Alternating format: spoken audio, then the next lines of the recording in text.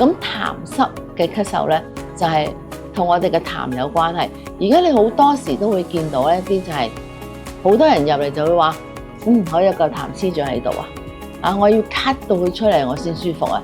咳到出嚟咧，有可能佢會係白色啦，有可能佢係黃色，但亦有可能會係有時咧，你見到啲痰好結或者好稀，甚至裏邊有陣時有啲係泡咁樣嘅。咁呢啲咧就係我哋經常講嘅痰濕咳嗽啦。